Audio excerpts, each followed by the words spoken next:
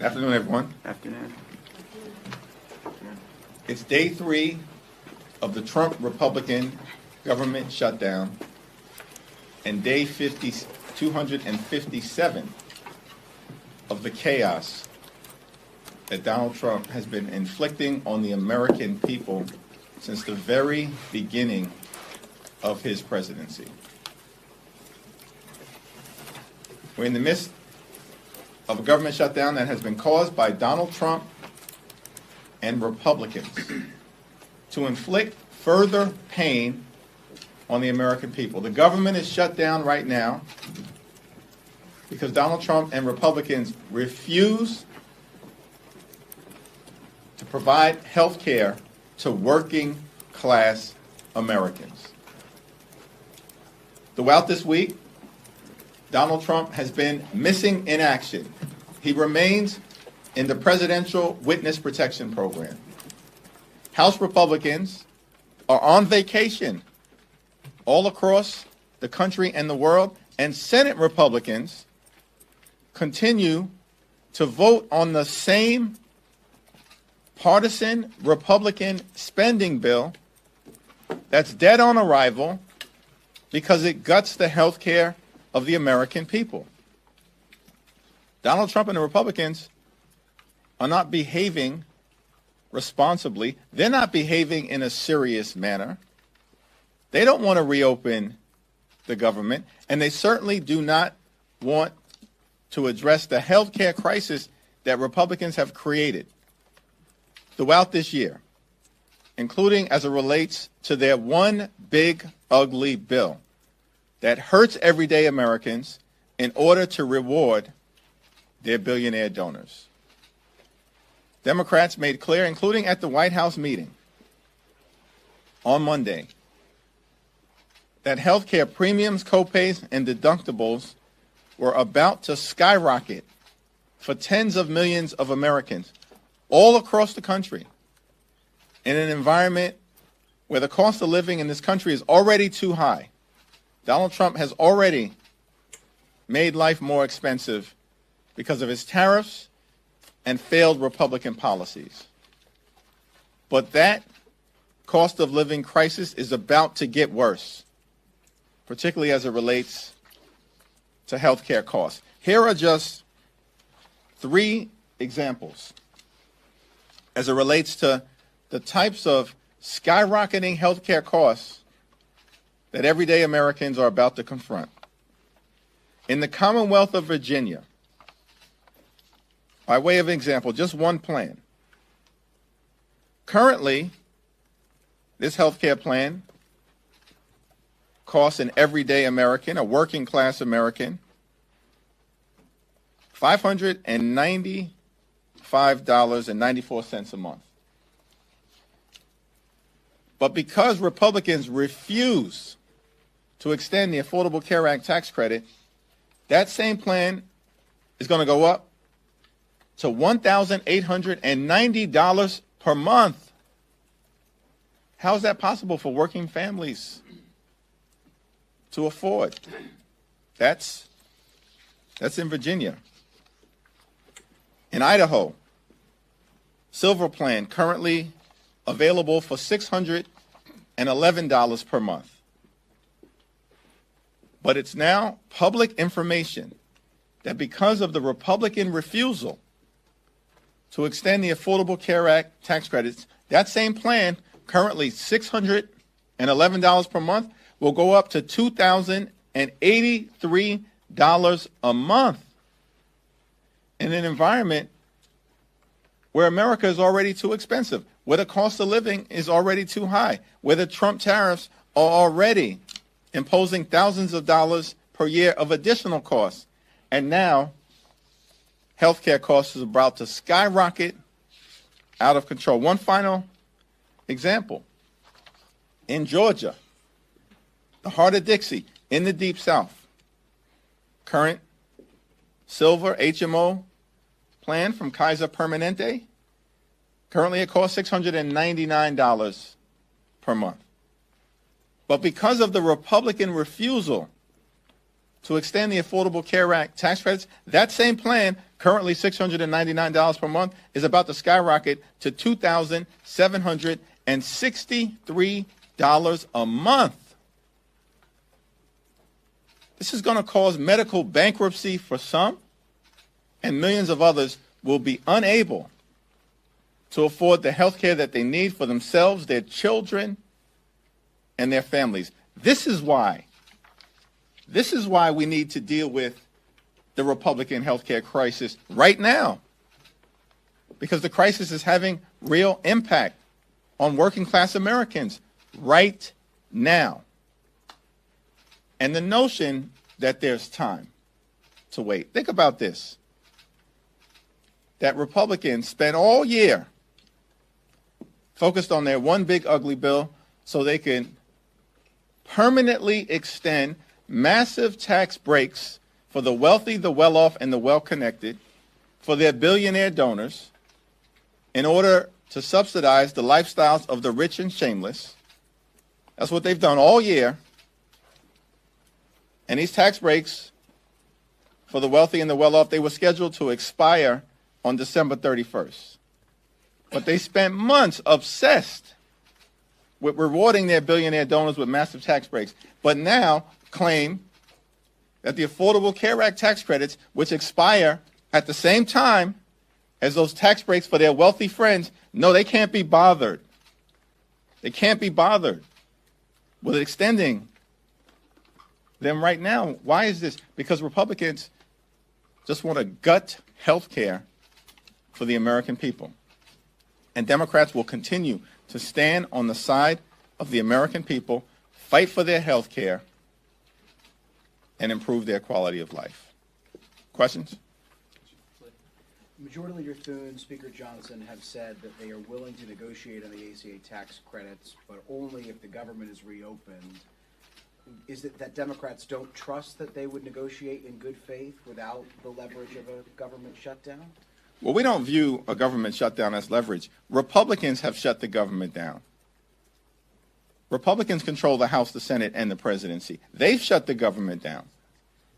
Now, of course, we've made clear we will work in a bipartisan way with our Republican colleagues, try to find a path forward, reopen the government, and reach a spending agreement, but it has to meet the needs of the American people.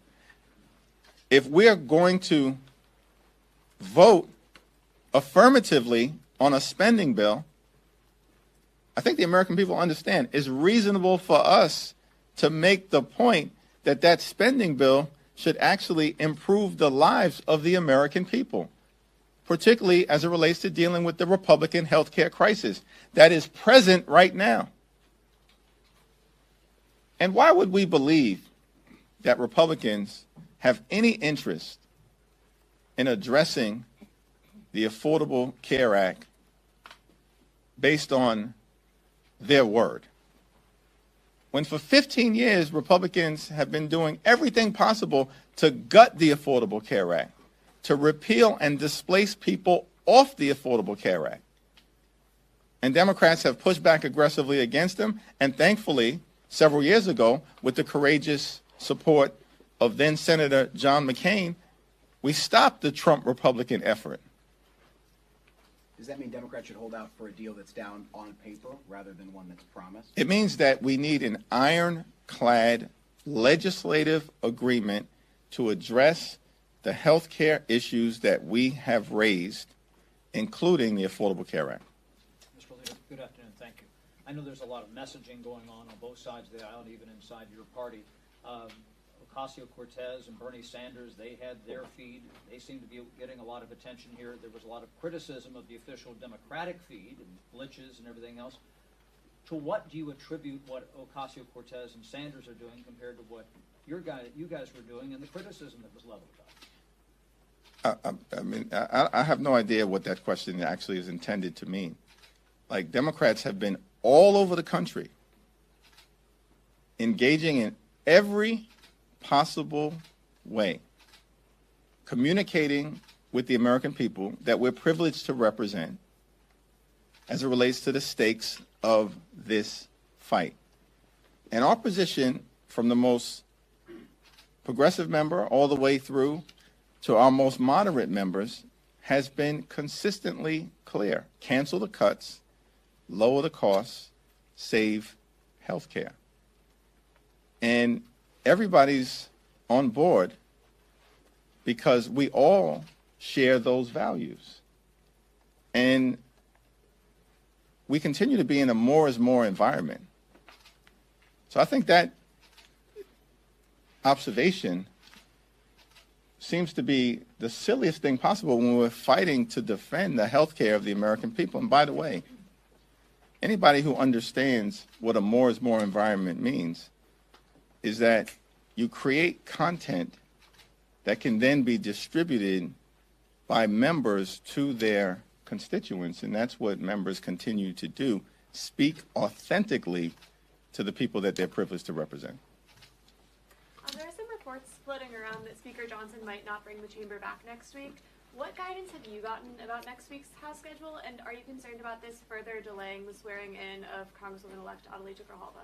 House Republicans continue to be on vacation, spread out across the country and the world, and this makes no sense. It's Exhibit A for the fact that House Republicans wanted to shut the government down and have no interest in reopening it because they don't want to provide health care to everyday Americans. Have you spoken to Speaker Johnson about the timing of swearing in of Adelita Grijalva, and if so, what did he say? It's our expectation that Representative-elect Adelita Grijalva will be sworn in as soon as the House is back in session next Tuesday. Thanks. Yeah.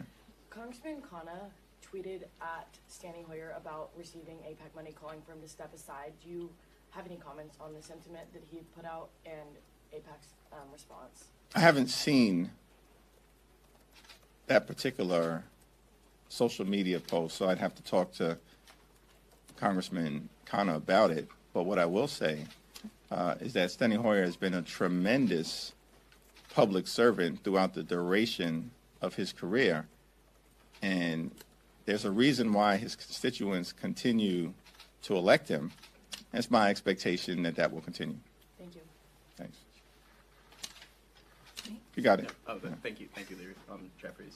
The White House has said that it's preparing for mass layoffs all throughout the government, and President Trump himself posted a video of Russ Vogt being depicted as the Grim Reaper. Do you have a response to the cuts that might be impending given the ongoing shutdown?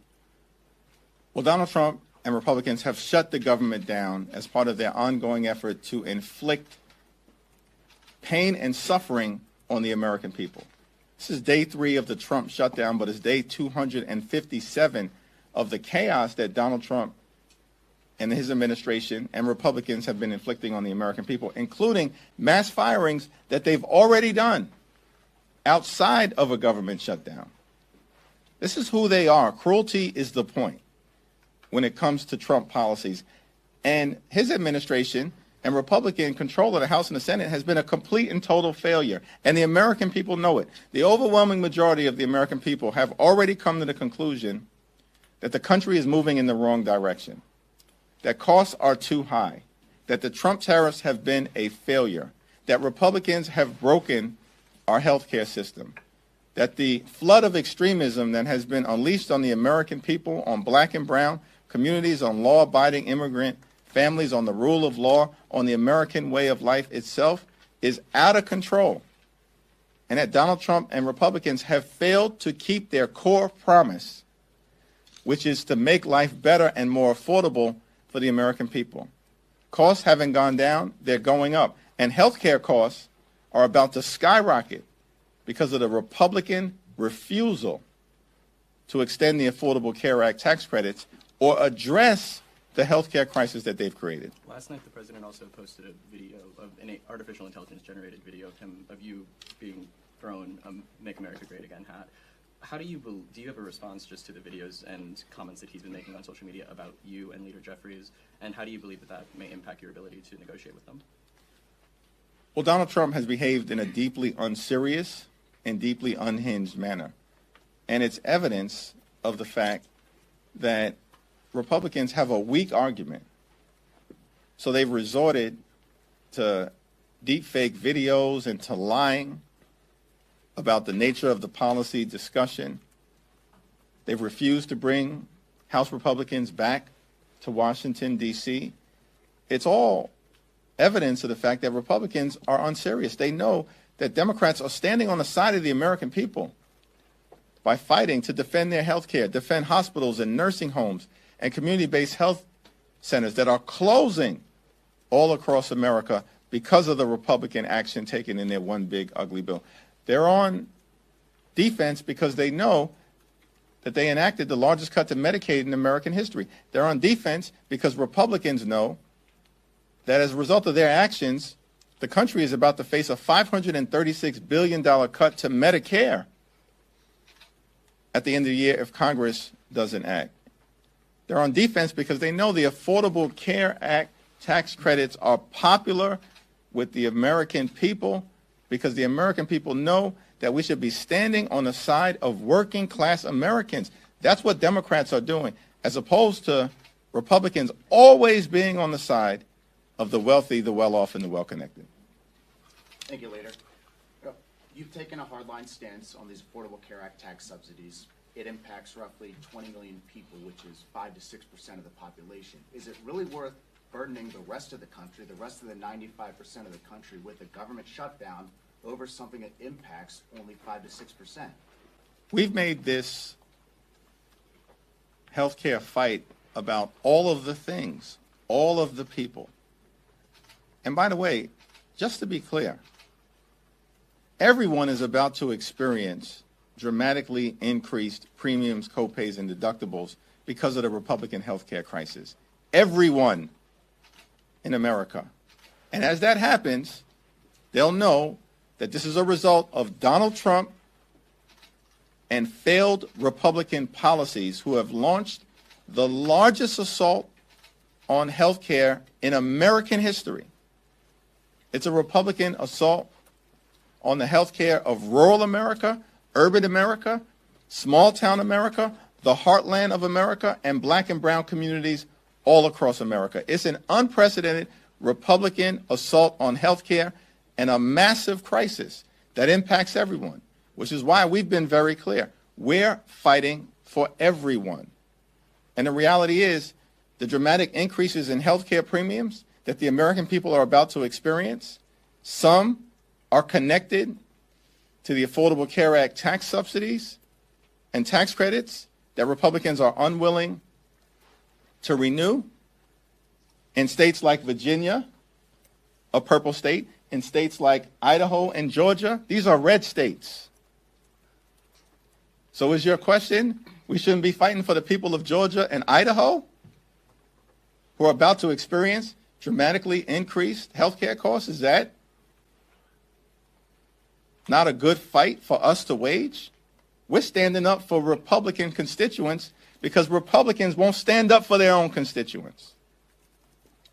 But this is everyone in America. Everyone in America is suffering because of the cost of living crisis caused by Donald Trump's failed policies, and everyone in America is suffering from the Republican health care crisis. They said they're willing to negotiate. Everyone. When it reopens.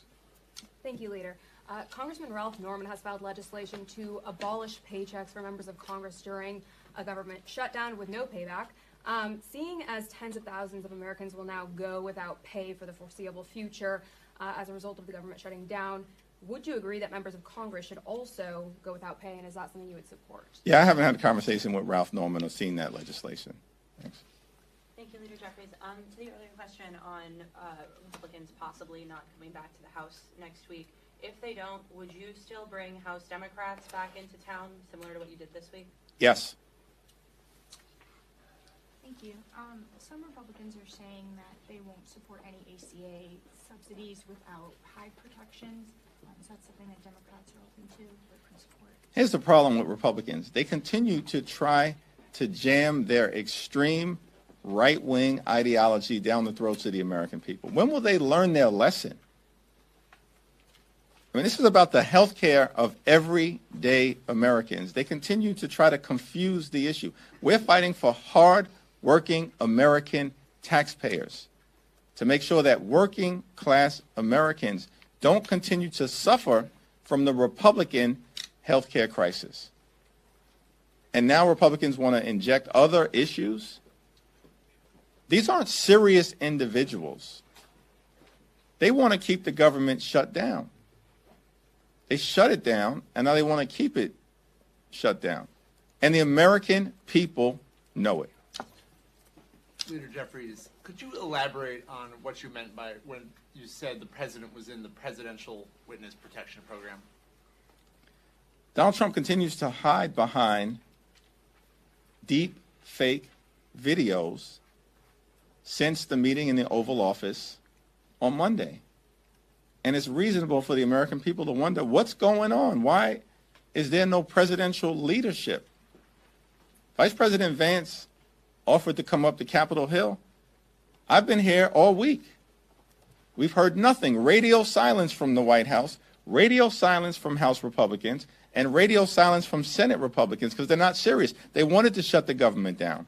They want to inflict pain on the American people. They want to continue the chaos that has been unleashed from the very beginning.